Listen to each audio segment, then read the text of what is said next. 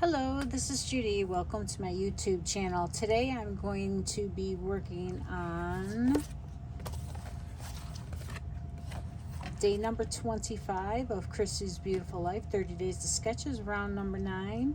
And this is the sketch. It is by Jessie B. Scrapbooking. The Dotty About Flair prompt is Christmas, and I am not doing Christmas. I'm working on my granddaughter's birthday party. So this is the sketch, and as you can see, it has hexagons, a couple layers here with maybe some torn edges, a little bit of embellishing over here. So it's a very free sketch that leaves a lot of room for you to interpret.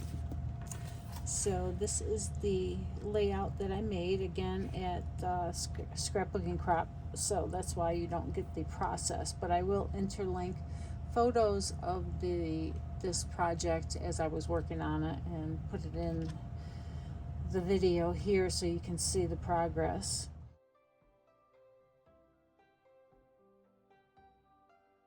So I cut out a bunch of hexagons of the Cake Day papers, and I used the Wild Berry glitter paper because it's just gorgeous, and the other colors from the paper to incorporate into this. Now this piece is a background that I actually created in another layout, and I didn't like it, so I recreated it in white for that one. This one is the I believe it is mink, the darker side of mink, and it works out perfect for this layout. I love how it brings the color up and down and gives it that nice lift without adding any dimension. It's just it's very, very becoming.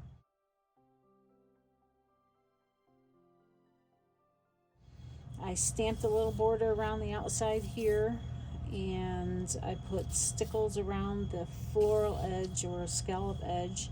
I put in the enamel dots here around the edge as well to just give it some colorful interest. The kitty cat,